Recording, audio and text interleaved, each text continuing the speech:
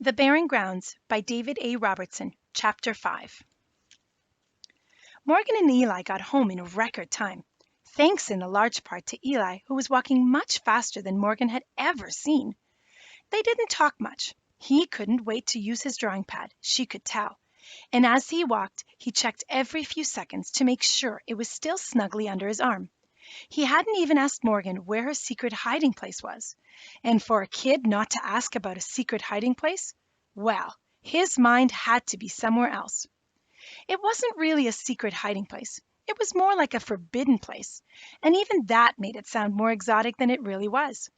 The attic was on the third floor of the house. There was a flight of stairs that went halfway from the second floor to a landing, followed by another flight of stairs that took you the rest of the way. "Here's the thing," Morgan said when she got home. "My secret hiding place is in the attic, and it's really just that we're not allowed to be up there. Has James had that talk with you, the do's and don'ts?" Eli shook his head. "No, not yet." "He probably doesn't want to scare you off," she said. "In short, the attic's getting renovated into a family room or something, and because there's like hazard everywhere you step, we're not allowed up there." "What kind of hazards?" he asked. "Never mind that." She brushed it off. "It's kind of like a curfew, you know. To be safe, you're supposed to come home before 8 o'clock at night. But that's really going to happen if you come home at night." "What would?" "There aren't hazards, really." There actually were, but Morgan was of the opinion that once Eli was up there, he'd see that the benefits outweighed the risks. So what if there were nails on the ground and exposed wires? They were dead wires. So, like, whatever. "So it's just an attic?" Eli stated. James was a doctor, Katie a teacher, and neither of them got home until around 5 o'clock, often later, so Morgan knew she had plenty of time to show Eli what she meant. She started to lead up the stairs. "Eli, you draw all those pictures with super pretty locations and walking animals, and it's all so magical and amazing, and yet—" She stopped for a moment with one more flight of stairs to go. "And yet you think an attic is just an attic?" Eli shrugged. They kept going, and soon they were in the attic, looking out over its grandeur.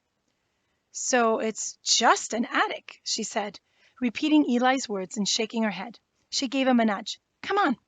Morgan suspected that the large room used to be 2 bedrooms. She'd arrived at the house with the attic in mid-construction, and 2 months later, it was still in mid-construction. As far as she could remember, the construction guys had been here only twice. If they hadn't left their tool bags and some other equipment behind, you would never have guessed that they were going to do work at all, or that they even existed. It was a skeleton of a room. There was a plywood flooring throughout, mostly deconstructed walls with electrical wires that had been cut off from their power source exposed, and scattered piles of debris waiting to be taken away. Sections of drywall, cut up pieces of plywood, light fixtures, nails and screws, and wire and broken glass. The only slightly curious thing about the attic, other than to imagine what the room might look like in a billion years when it was finally finished, was a painted over door on the wall beside the stairs that at one point might have been a closet in the attic that had bedrooms. There was definitely space behind the door for there to be something, but it didn't open to the outside of the house or anything like that. But really, Morgan had no idea what that something could be. There were layers upon layers of paint. You couldn't even see where the door ended and the doorframe began. And it didn't seem like the renovation plan included any work on the door and whatever lay behind it. "So where do you read and write stuff?" Eli asked. "Ah," Morgan raised her index finger. "I was hoping you'd ask that. Follow me, little one." "Hey," Eli's face scrunched up like he had stuck a lemon in his mouth. "Sorry, you're not little. I'm just being dramatic." "I am little, but you're making me feel weird about it." Morgan led Eli to the window that looked out over the street. The window also to this point had been left mostly untouched. Only its frame had been stripped away. On the floor in the front of the room there was a Morgan-shaped space cleared of any debris. "There's no electricity, so I use the flashlight on my cell, or the streetlight when my cell dies," Morgan explained. There was a book leaning against the wall under the window. Morgan picked it up and then lay down on her stomach exactly where she had laid down each night she'd come up here, safe from any hazards. She opened her book to the page she'd dog-eared and started reading.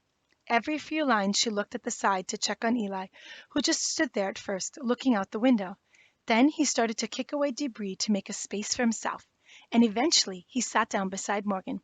He flipped the drawing pad to its first page, opened his pencil case, and took out a pencil. Morgan smiled. She liked that this was no longer a place just for her. It was for both of them. She didn't remember much about the first foster home she'd been taken to, only that she felt very alone. Everything was so big and she was so small. This was Eli's first foster home, and though he was much older than she had been, she could tell that he felt kind of the same thing, alone. Now maybe he wouldn't feel that way. Not so much, at least. After that, Morgan gave most of her attention to her book, and she could tell that Eli was giving his attention to the empty page in front of him, full of possibilities. For a good while, the only sound was the flip of a page.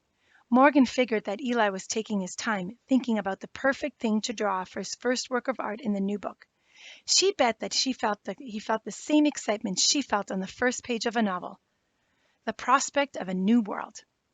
Finally, out of the corner of her eye, she saw his pencil hit the blank white page, as white as the blizzard she had pictured the first thing that morning. As soon as she did, loose strands of hair swayed in front of her face. She blew them off to the side and kept reading. Moments later, her hair was in the face again. This time she had felt a subtle breath cool against her skin. "Would you stop that?" she asked. "Stop what?" "Blowing on me, obviously." "I wasn't blowing on you," he said. "I'm just sketching something." Morgan peeked over at Eli's drawing and immediately forgot everything. It looked like he was creating some kind of figure, not a human, but something that walked on two legs. "What are you drawing?" she asked. Eli stared at it as though he hadn't just drawn it. "I don't know," he said. "I'm kind of just making it up, I guess." "Cool." She nodded her head, impressed. Even just the start of it was awesome. The few pencil strokes he had made to create the humanoid animal.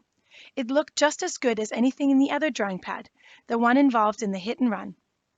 One last look, and she went back to reading.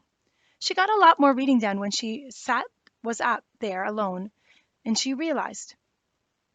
But I for sure am earning some good karma, she thought. She hadn't gotten more than a line into reading when again cool air rushed against her cheek, this time stronger than before. "Okay."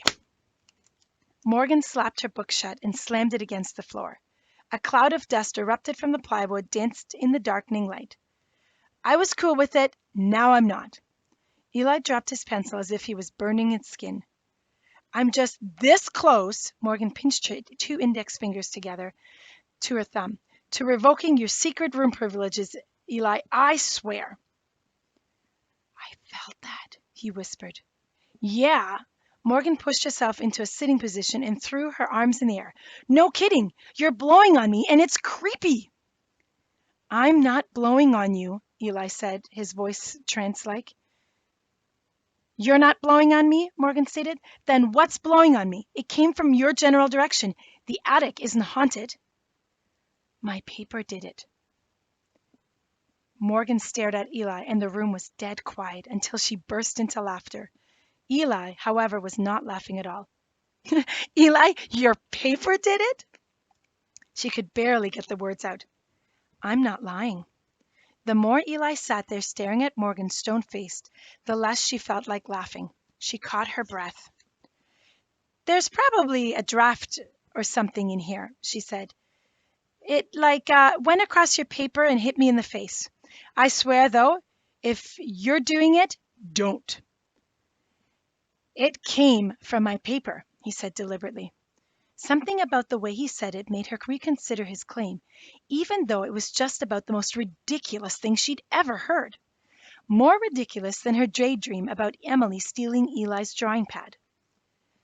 "Okay," she said. "Do it again." Eli hesitated. He reached for the pencil a few times before finally picking it up. He let the tip of it hover over the paper, ready to draw.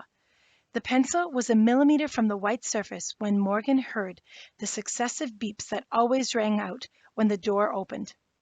"Kids!" Katie called all the way from the first floor. "Come on down for dinner. I got takeout." Eli pulled the pencil away from his drawing and slipped it back inside its case. "To be continued," Morgan said.